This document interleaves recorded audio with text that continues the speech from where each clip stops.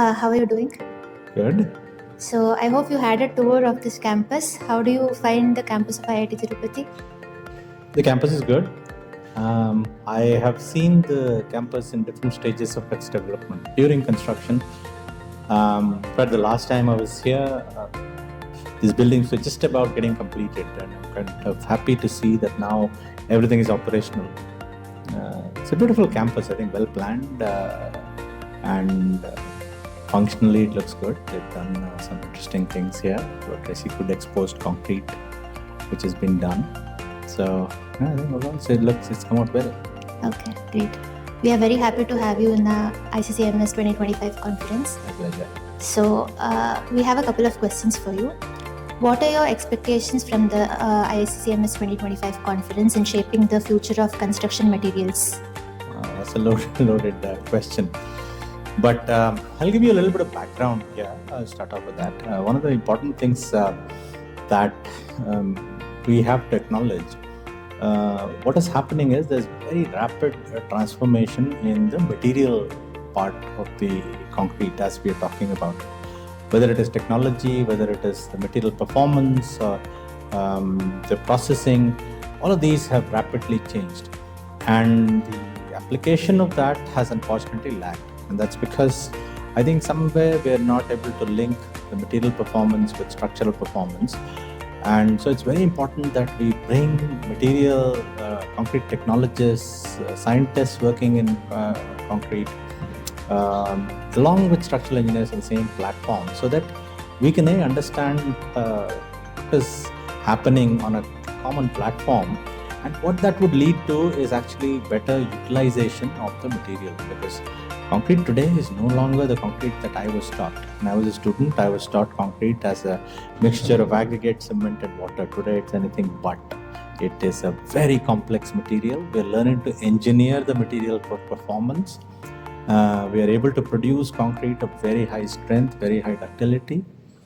So we should be able to take full advantage of that in structural applications. But that will only happen if people from diverse backgrounds come, sit together, listen to each other, and some solutions will come from there. So that, I think, this conference, as I look at the list of speakers, they've done a very good job of collecting people from different domains.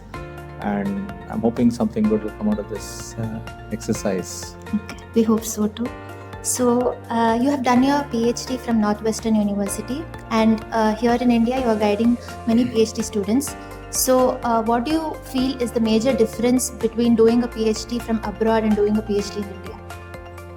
Yeah, that's an interesting question. So I would say about 30 years back, perhaps that question would have, I would have been able to give you a very natural answer, saying that, of course, this exposure, the exposure to better faculty, better infrastructure, better students, everything, in a better environment. But I think now the top engineering institutions in India, I see the quality of research that's happening there, the caliber of students that are there, the caliber of faculty there, the infrastructure available. I think we're not lagging in any sense of the word. So I think we've caught up now. If anything, perhaps our students maybe our education system basically does not prepare our students for a career in research. And we don't emphasize enough on inquiry in our education system, and that shows in the PhD students. But that can be fixed. We have all the basic infrastructure in place now. All the basic tools are there. We have to use to build and go forward with this. So yeah, there's no straightforward answer.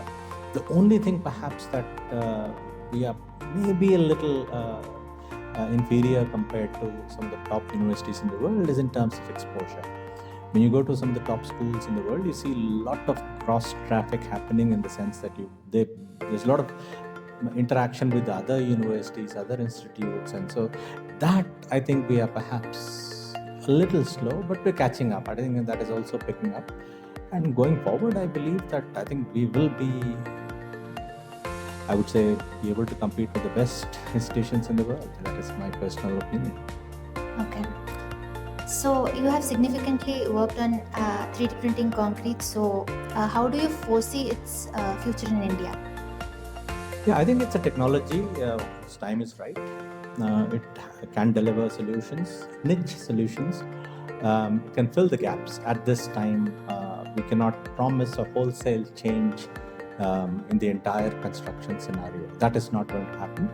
At this point of time, it will certainly fulfill niche needs. Going forward, yes, it has the potential of transforming the way we construct our structures. It has the potential. But of course, we have to be careful the way we promote the technology, the way we advance it. And also, one of the biggest advantages of 3D concrete printing is the flexibility it brings into the construction. Be it flexibility in terms of the forms that I'm able to produce. There's a big potential for reduction of labor. There's a potential for reduction of material usage. But it also has several drawbacks. So we have to engineer the materials, engineer structures using this technology, and carefully research, investigate, and then come out with proper design guidelines for its introduction into the mainstream. And I think that will take perhaps a little bit more time. But it has the potential. It certainly has the potential of revolutionizing our construction sector. Okay. So regarding recycled aggregates, how viable do you think it is in the large-scale application? I would say recycled concrete aggregate, it's not a question of just viability, it's a must. So the need is driven by the tremendous demand for aggregate, and we cannot just keep using virgin aggregate. We need substitutes. And at the same time, what do you do with all the demolished structures? So it basically meets both ends.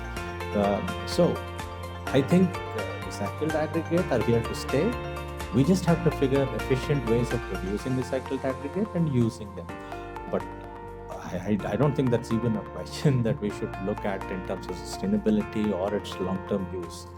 We have to use the material, learn to use it, and use it effectively. That's what we have to do. Okay.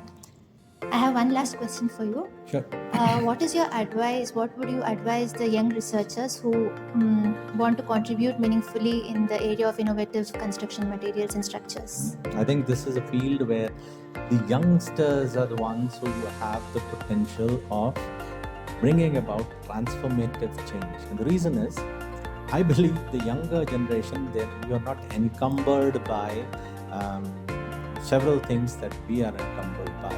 And the younger generation is more tech savvy, and everything that is coming out, whether it is concrete technology, materials, etc., it's all now becoming a tech-heavy field. So I think the time is right. We need the younger generation to step forward and bring about radical changes. I think we need really to start thinking outside the box.